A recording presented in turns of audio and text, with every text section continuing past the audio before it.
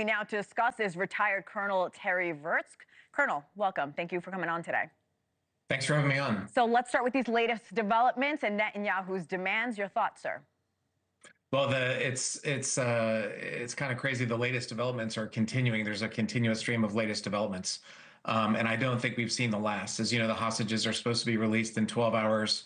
So if Hamas does release the names of them, like apparently they agreed, I'm sure there will be more developments between now and then. These are obviously two very strong-willed parties, to say the least, in Israel and Hamas.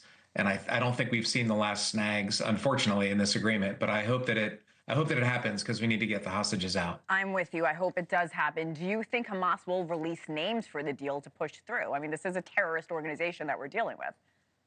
I'm definitely not going to get in the job of predicting Hamas actions or even Benjamin Netanyahu actions, but it's certainly in their interest. You just mentioned that Netanyahu reserves the right to continue the war. He's been bombing them. You know, he killed like 85 civilians yesterday, so I don't know that the fighting is really stopped.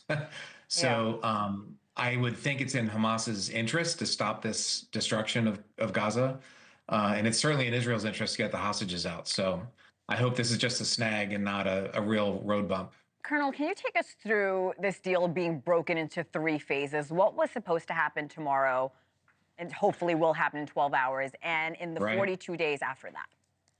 Yeah, and this is a phased approach. I think both sides want to get some sense of comfort that the other is actually going to proceed with the deal. You know, you're not just going to have a complete release of hostages and ceasefire all at once. So it's a 6-week process where hopefully we'll get, you know, the remaining hostages, at least 33 in the first 6 weeks. They were supposed to release 3 hostages tonight in 12 hours. Like I said, hopefully that happens. But the sticking point is exactly who it is. So it's going to be a phased approach, and the 6 weeks is just phase 1. Then there'll be 2 phases after that. But again, we still don't know what's going to happen in 12 hours. So I certainly don't want to predict what's going to be happening in March and April and May. And if you can talk to me logistically about why not push to get all of the hostages released in the first phase?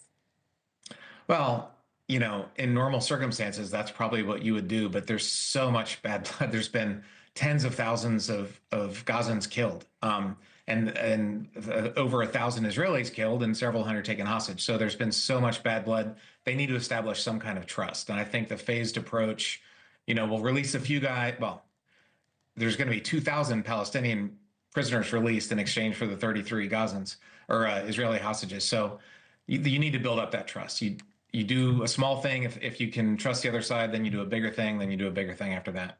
President-elect Trump has been very adamant, very vocal about the need for a hostage deal and, of course, a ceasefire.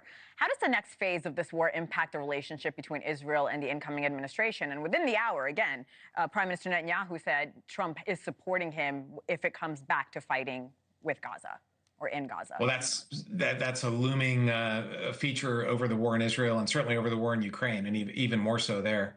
But, you know, I will give credit to the Biden administration. They're the ones in charge right now. They're the ones who have negotiated this. I know Anthony Blinken's been working very hard to make this deal happen. So, you know, although Trump will certainly take credit for this, the Biden administration is actually the ones who made the deal happen. So how will Trump and Netanyahu work together? Trump seems to have a real level of admiration for Netanyahu. He will certainly not put any handcuffs on what Netanyahu wants to do.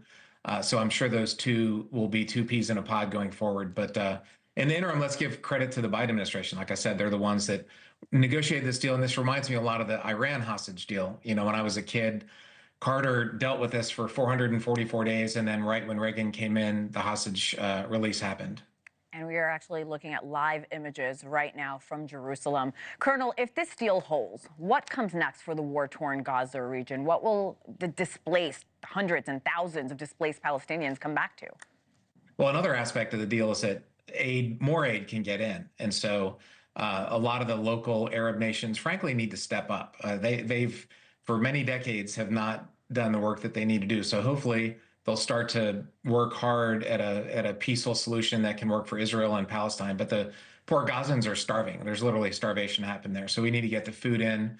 And then the big question is what happens with Palestine. You know, the bad blood has been cemented probably for generations to come, unfortunately. So there's going to be a lot of work going on. In the near term, it's just getting food, like I said, to these poor, starving people. Thanks so much for watching. Go to joinnn.com to find NewsNation on your television provider. And don't forget to click the red subscribe button below to get more of NewsNation's fact-driven, unbiased coverage.